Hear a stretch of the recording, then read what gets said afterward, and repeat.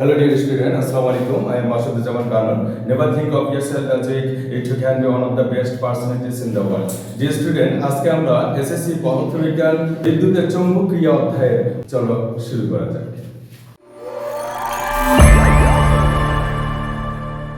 খুব সহজ এবং খুব ছোট অধ্যায়। এই অধ্যায় থেকেই একটা সৃজনশীল মানে 10 মার্ক কম সহজে। কি মানে পরীক্ষায় কোন প্রশ্ন আসবে এটা হুবহু জানা যায় এই অধ্যায়ে। তার মানে একটা সৃজনশীল কমন, শুধু তোমাদের সামনে যে পরীক্ষা আছে সেই পরীক্ষার জন্য নয়, একবারে এসএসসি বোর্ড পরীক্ষা হচ্ছে। প্রথমে আমরা জানবো ট্রান্সফরমার। তাহলে ট্রান্সফরমারটা কি? যে যন্ত্রের সাহায্যে নিম্ন বিভবকে উচ্চ বিভবে বা উচ্চ বিভবকে নিম্ন বিভবে রূপান্তর করা যায় তাকে ট্রান্সফরমার বলে। হ্যাঁ, তোমরা যারা অনলাইনে যুক্ত আছো, আমি সংজ্ঞাগুলো লিখতেছি না, তোমরা আমার সাথে মানে বলার সাথে সাথে তোমরা সংজ্ঞাগুলো লিখে নাও। তোমরাও খাতাগুলো সাথে নিয়ে থাকো, সংজ্ঞাগুলো এবং ছোট ছোট বিষয়গুলো তোমরা অবশ্যই খাতায় নোট করে রাখবে। এইটাকে বলা হয় মুখ্য কুণ্ডলী। মুখ্য কুণ্ডলী।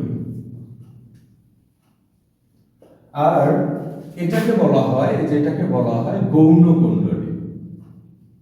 গৌণ কুণ্ডলী।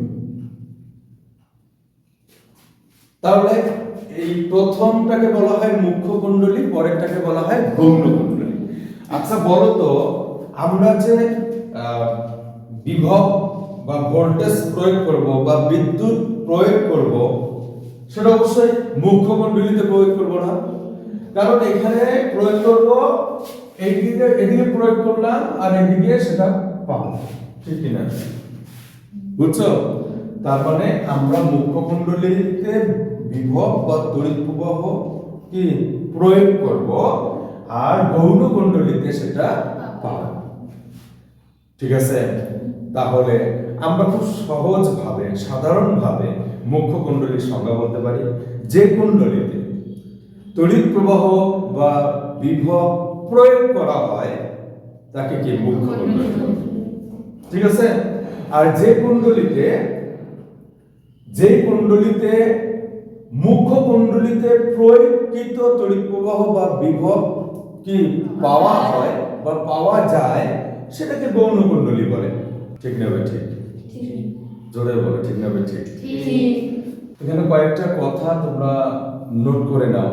এগুলো কি পাক সংখ্যা? এই যে এগুলোকে বলা হয় পাক সংখ্যা। মনে করো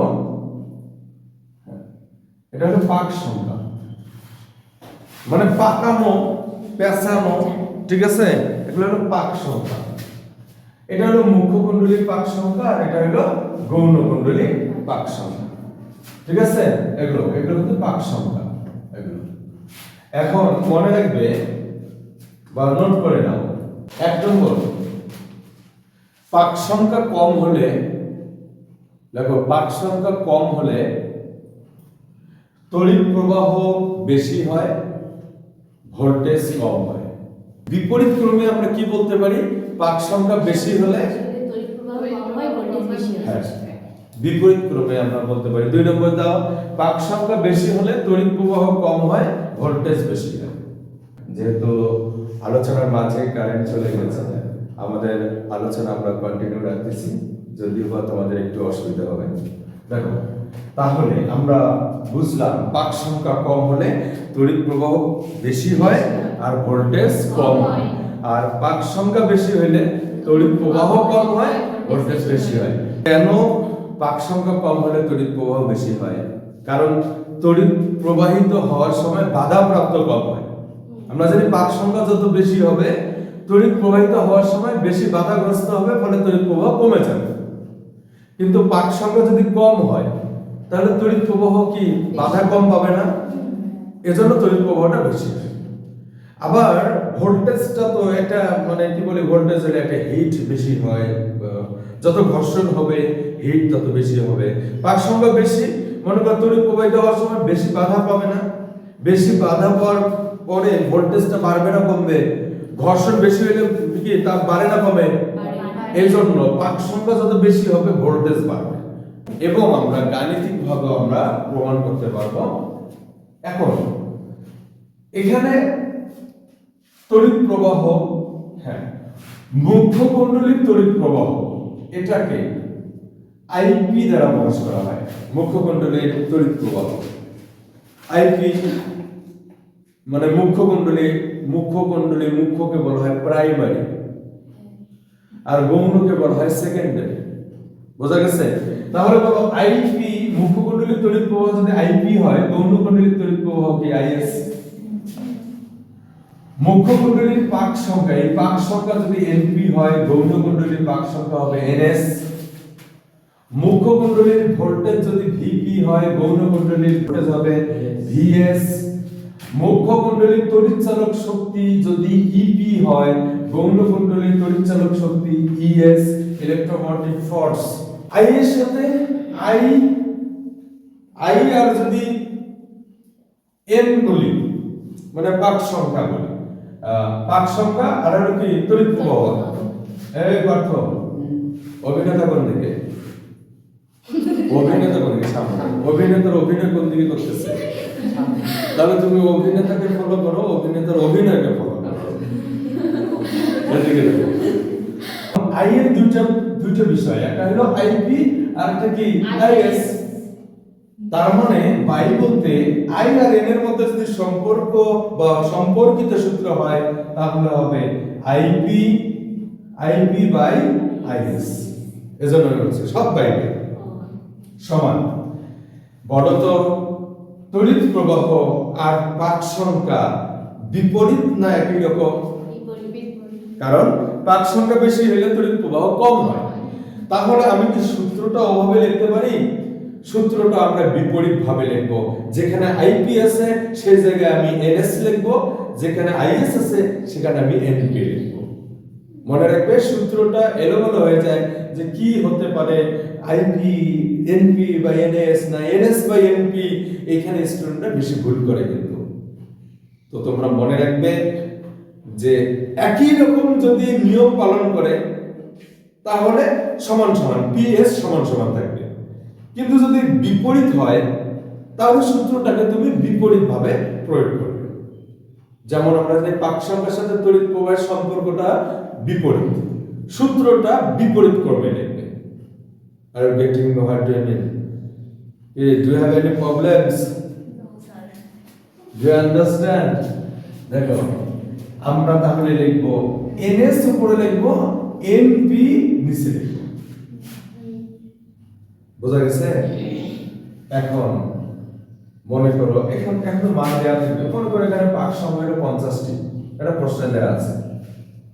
এখানে পাক সংখ্যা হলো, এর পাক সংখ্যা হলো 120টি। সাপোজ মনে করি ধরো যে এখানে হলো 120টি। বোঝা গেছে?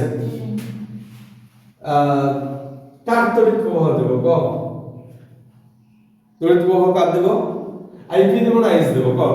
তোমরা একটা কও। আইএস দিলাম। আইএস হলো মনে করো 2 অ্যাম্পিয়ার। আমরা আইপি বের করব। তাহলে বলো তো আমরা আইপি সহজেই বের করতে পারবো না? সূত্র তো এটা, এন আর আই এর মধ্যে সম্পর্ক। খুব সহজ অধ্যায় কিন্তু এটা, কিন্তু একটা সেট তোমরা পাবে, মানে 10 মার্ক খুব সহজ ভাবে তোমরা এখান থেকে পাবে। ক্লিয়ার? এই অধ্যায়ের প্রশ্ন এখানেই হবে। যদি প্রশ্ন যদি বোর্ড পরীক্ষা না আসে থাকে, অধ্যায় যদি থাকে এবং এটা 100% এটাই থাকে। 13-14টা থেকে অধ্যায় 13-14টা কোশ্চেন আসে না, যদি এখানে প্রশ্ন থাকে তবে এই ট্রান্সফরমারটাই থাকে, এটাই থাকে। বুঝছো? মানে 11 অধ্যায়ের পরে 12 থেকে 14 পর্যন্ত এই সবগুলো যে অধ্যায় আছে, মানে দুইটা অধ্যায় যে আছে সব মিলে এইটাই থাকে। এখানে এই কথাটা এখানে চিত্র দিয়ে থাকবে অথবা ভাষায় থাকবে। একটি ট্রান্সফরমারে মুখ্য কুণ্ডলীর পাক সংখ্যা 50টি, গৌণ কুণ্ডলীর পাক সংখ্যা 120টি, গৌণ কুণ্ডলীর তড়িৎ প্রবাহ 2 অ্যাম্পিয়ার, তারপর বাকিগুলো প্রশ্ন যেমন আছে। মানে আমাদের এটা চিত্র দিয়ে দেওয়া হতে পারে, আবার এখানে যে তথ্যগুলো দেয়া আছে এই তথ্যগুলো ভাষায় দেওয়া থাকতে পারে। ওকে, আমরা তাহলে এখানে সহজেই আমরা আইপি বের করতে পারি। দেখো আইপি ইনটু এনপি নাকি সমান আইএস ইনটু এনএস। তাহলে আইপি সমান হচ্ছে আইএস ইনটু এনএস বাই কি এনপি।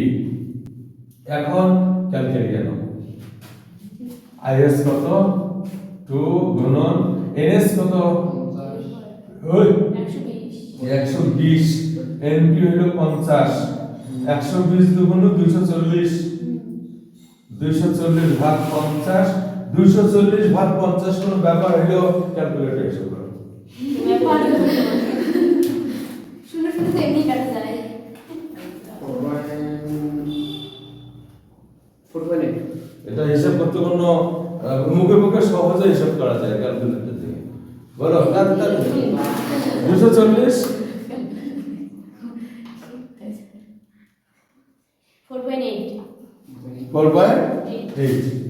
4.8 এম্পিয়ার। ওই যে এত সহজ অর্থের মানে জানিস না আমি তো ডিকশনারিটা।